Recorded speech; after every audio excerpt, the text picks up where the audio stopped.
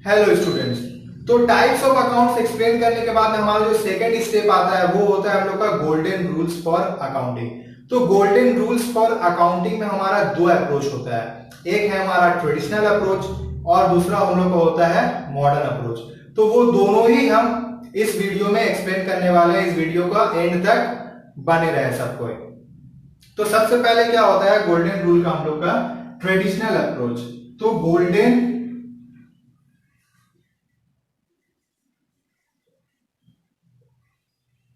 Rules for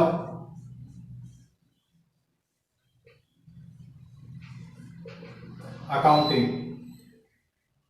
तो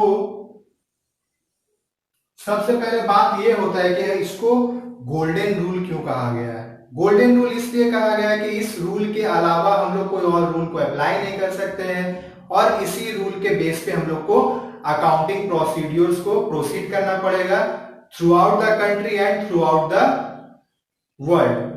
तो throughout other countries, foreign countries और इंडिया में सभी जगह में हम लोग का इसी तरह का अकाउंटिंग थ्योरीज यूज होता है, इसीलिए हम लोग इसको गोल्डन रूल्स फॉर अकाउंटिंग बोलते हैं। तो जो हम लोग का पहला रूल आता है वो होता है हम लोग का ट्रेडिशनल अप्रोच।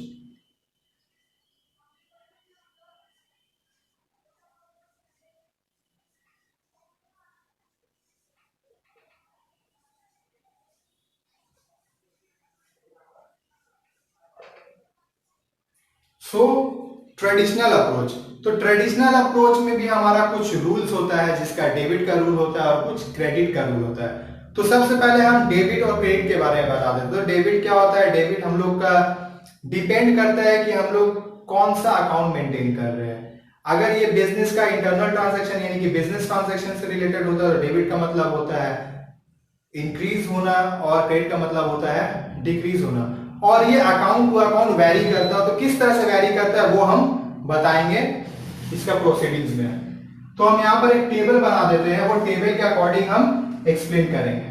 तो सबसे पहले हम यहाँ पर ले लेते हैं टाइप्स ऑफ अकाउंट्स। उसके बाद हम यहाँ पर ले लेते हैं डेबिट कॉलम और एक ले लेते हैं क्रेडिट कॉलम। तो टेबल बना देते हैं।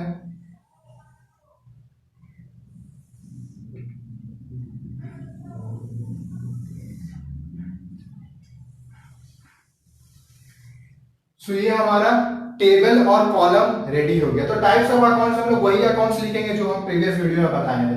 तो सबसे पहले हम लोग लिखेंगे पर्सनल अकाउंट। तो पर्सनल अकाउंट के केस में क्या होता है, डेबिट में क्या होता है, क्रेडिट में क्या होता है।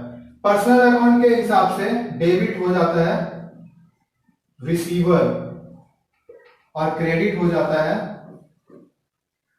गिवर।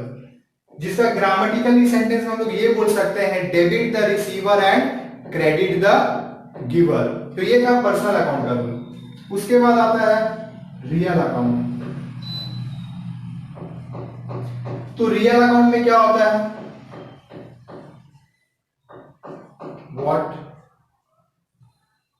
Comes in.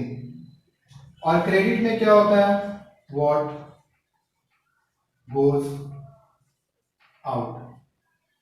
तो रियल अकाउंट का अपने एक अलग रूल है यहाँ पर। तो यहां पर क्या हो जाता है, debit what comes in and credit what goes out. तो ये रियल अकाउंट का रूल है।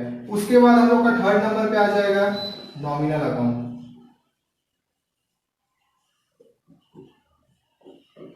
नॉमिनल अकाउंट में क्या होता है,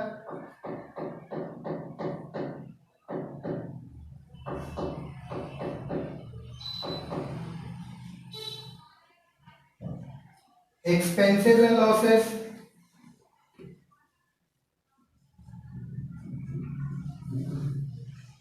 इनकम्स एंड गेन्स।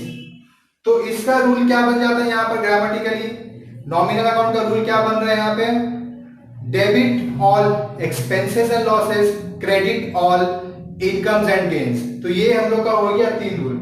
उसके बाद जो हम लोग का चौथा अकाउंट था वैल्यूएशन वाला, valuation account when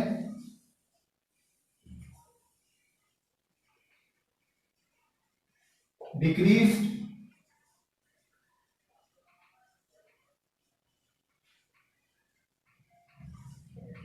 when increase.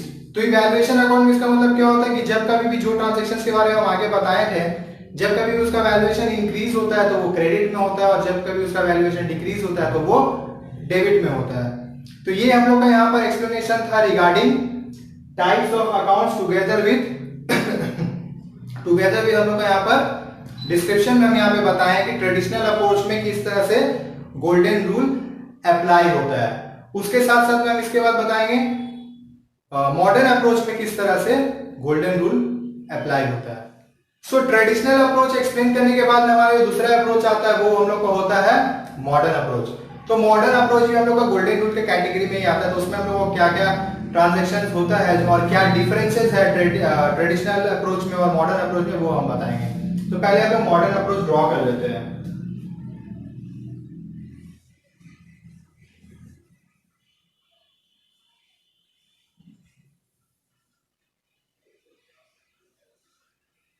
Modern approach, तो मॉडर्न अप्रोच को भी एक्सप्लेन करने के लिए आपको कॉलम बनाना पड़ेगा, तो वो कॉलम हम बना लेते हैं।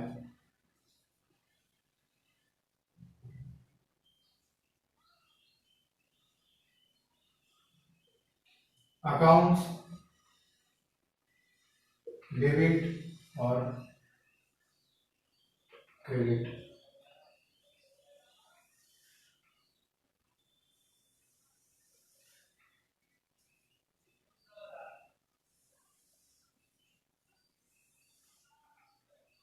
ठीक है, तो सबसे पहले हम लोग यहां पर लिखेंगे एसेट्स।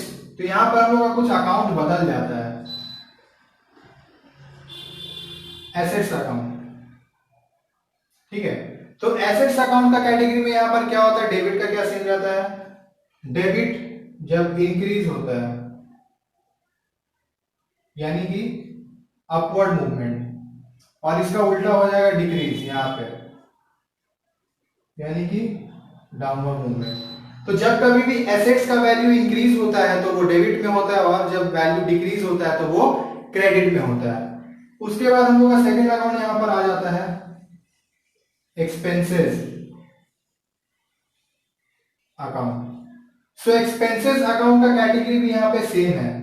जब कभी भी वैल्यूएशन इंक्रीज होता है तो डेबिट में, और जब कभी भी वैल्यूएशन डिक्रीज होता है तो क्रेडिट में। उसके बाद हम लोग का आता है ड्रॉइंग्स, या फिर हम लोग उसको बोलते हैं विड्रॉल्स। तो यहां का भी केस हम लोग का सेम है। जब कभी भी इसका वैल्यूएशन इंक्रीज होता है तो वो डेबिट में होता है, और जब कभी भी वैल्यूएशन डिक्रीज होता है तो वो क्रेडिट में होता है। तो ये तीनों का यहाँ पर, ये तीनों अकाउंट यानी कि जब कभी भी तीनों अकाउंट का ट्रांजैक्शन लोग अकाउंट्स में कर रहे होते हैं तो हम लोग का ये तीनों का ही नेचर सेम हो जाता है। अगर इंक्रीज हुआ है वैल्यूएशन तो डेबिट में होगा, और अगर डिक्रीज हुआ है वैल्यूएशन तो वो क्रेडिट में होगा। अब इसके बाद हम लोग का जो आता है कैपिटल, कैपिटल में हम लोग इसका उल्टा फॉलो करते हैं। जब कभी भी वैल्यूएशन डिक्रीज होता है तो वो डेबिट में होता है यानी कि डाउनवर्ड मूवमेंट, और जब कभी भी इंक्रीज होता है तो वो क्रेडिट में होता है। तो कैपिटल का सीन यहां पर हम लोग का बाकी ट्रांजैक्शन से उल्टा है। तो कैपिटल के बाद हम लोग का यहां पर आता है रेवेन्यू। सो रेवेन्यू का भी सेम सीन है। जब डिक्रीज होता है तो डेबिट में, और जब इंक्रीज होता है तो क्रेडिट में। तो रेवेन्यू के बाद में हम लोग का जो दूसरा अकाउंट आता है वो हम लोग का हो जाता है लाइबिलिटीज का।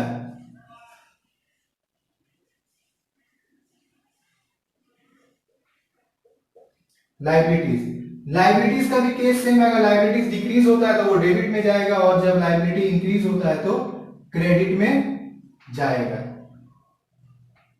तो ये जो टेबल हम बनाए ये हम लोग का मॉडर्न अप्रोच का टेबल, जहां पर हम लोग का रिस्पेक्टिव अकाउंट्स के साथ में हम लोग का क्या डेबिट एंट्री होता है और क्या क्रेडिट एंट्री होता है वो इंक्रीज या फिर डिक्रीज के ऊपर में डिपेंडेंट होता है, तो उसके बाद जाकर के हम लोग इसको अकाउंट से पोस्ट कर सकते हैं।